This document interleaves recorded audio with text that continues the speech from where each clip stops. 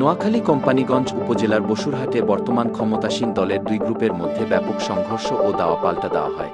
এতে প্রায় ৫ জন আহত হন। আহতরা বর্তমানে কোম্পানীগঞ্জ উপজেলা স্বাস্থ্য কমপ্লেক্সে চিকিৎসাধীন।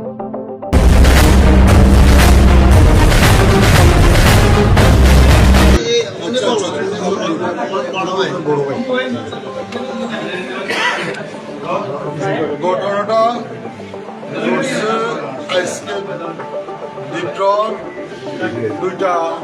2:30 আমরা সবাই জুমার নামাজে গেছি এবং আমাদের একটা মাটির ট্রাক্টর আসতেছে, মাটির ট্রাক ওই এক জায়গায় আমাদের ভরাট কাজ চলতেছে।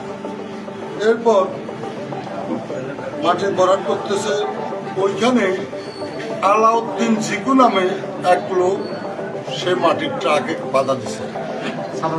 বাধা দিই তাকে বলতেছে রোডে গাড়ি চলতে হলে আমাদেরকে টাকা দিতে হবে। তখন ড্রাইভার বললো, এটা আপনাদেরকে কিসের জন্য টাকা দিব, আপনারা কোথায় দিকে কি চাঁদা পাচ্ছে। তখন ড্রাইভারের গাড়ি সহ অর্থাৎ সাবমিশন নিয়ে নিয়েছে।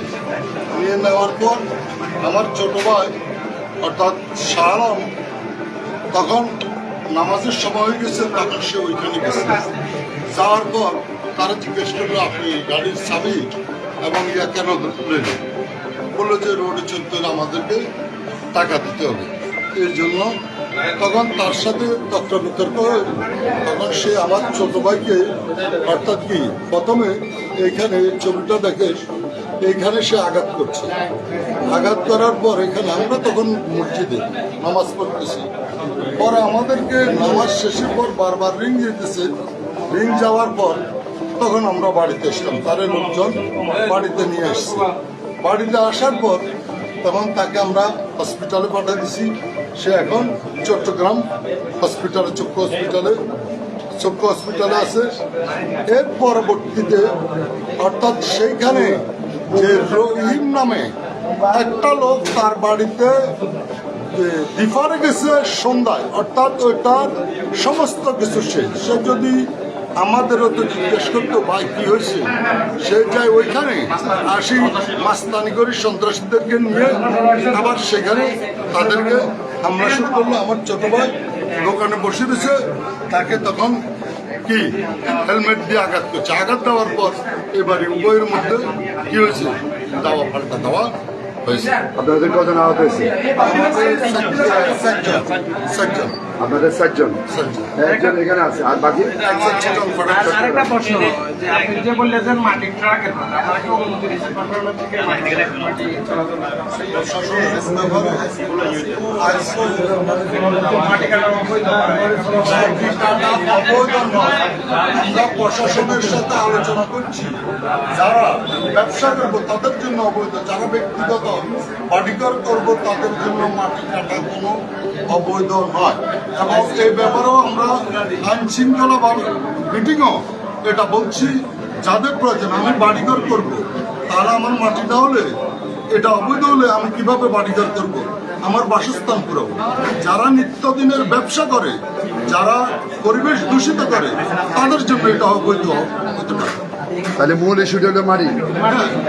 আপনাদের প্রতিহিংসা না, চেয়ারম্যানের প্রতিহিংসা না, এটা চাঁদাবাজি। সে টাকা দিতে মানে বিষয় কোম্পানিগঞ্জবাসী জানে যে আপনারা রহিম ভাই চেয়ারম্যান প্রার্থী, শাহজাহান ভাই চেয়ারম্যান প্রার্থী, এটার ইস্যু করি একটা সংঘাত বয়ে আসছে, এরকম কোনো কিছু কিনা শুধু আলাউদ্দিন জিকুর সাথে হয়েছে।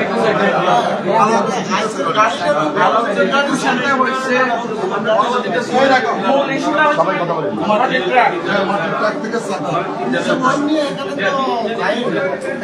এখানে আমাদের কাছে একটা তথ্য আছে, আপনাদের পক্ষে যে রহিম ভাইয়ের ফোন হারিয়ে গেছে বা এরকম কোনো কিছু, এরকম কোনো কাহিনী দেখি অ্যাক্সিডেন্ট, এটা ভাই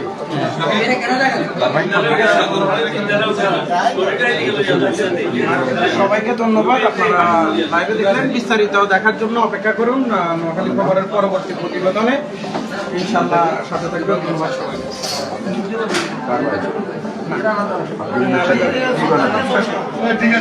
আপনি কি আমরা করছি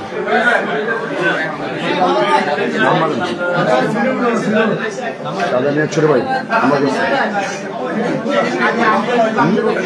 হেলমেট দিয়ে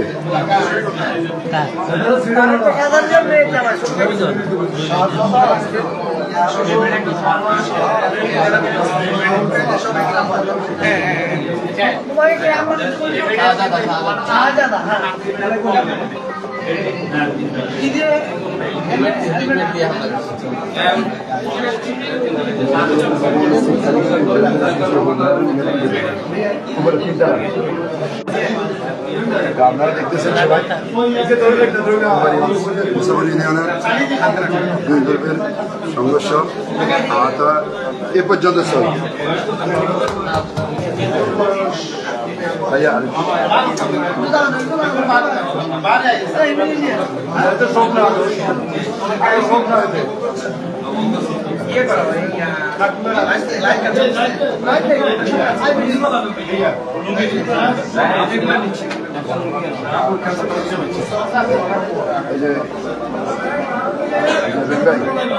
সময় লাইভে ডিস্টার্ব করছে অনেকে জানতে পারে নাই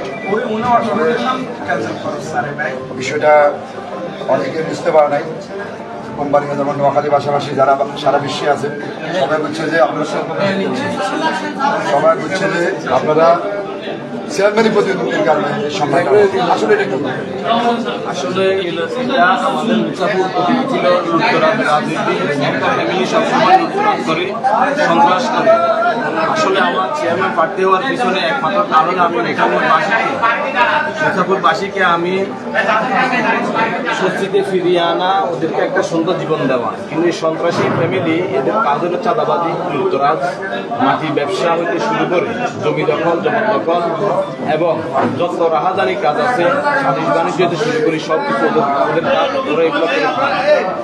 এখন আজকে কি হচ্ছে এখানে আমাদের জিয়ামন্ত্রের উপদেষ্টা এবং প্রবাসী কল্যাণ পরিষদের উপদেষ্টা দিকু সাহেবে যে ওরা আক্রমণ করার পরে আমি এমপি সাহেবের সাথে কথা বলছি কথা বলার পরে আমি ওখানে যাই ওকে বুঝিয়ে আসি যখন আসার পথে ওরা আমাকে অতর্কিত হামলা করে আমার থেকে মুক্ত আমি এই ব্যাপারে আমাদের এমপি জনাব ফখরুল ইসলাম সাহেবের প্রতি দৃষ্টি আকর্ষণ করছি মুসাফিরের সন্ত্রাস মুসাফির মানুষ জিম্মি আছে মুসাফির মানুষ যেন জিম্মি দশা থেকে মুক্ত হয় ইনশাল্লাহ আপনি ওদের খেয়াল রাখবেন এবং এখানে আমাদের সাথে তাদের শত্রুরা আমি যেন ইলেকশন করবো আমি যেন ইলেকশন না করি ওরা ইলেকশন করবে ওরা চেয়ারম্যান হবে ওরা এলাকার মানুষকে জিম্মি করবে ওরা না দিয়ে ওরা নিজেরা নিয়ে বিক্রি করে দেয় এটা হওয়ার পরে ওরা আমার উপর আতঙ্কিত হামলা চালায় ওদের সাথে আমার কোনো শত্রুতা নাই আমার শত্রুতা আমি কেন ইলেকশন করবো আমি যেন ইলেকশন না করি এই শত্রুতা আপনার বাইকের বাজারে হামলা হয়েছে ওরা কোথায় ওরা এখানে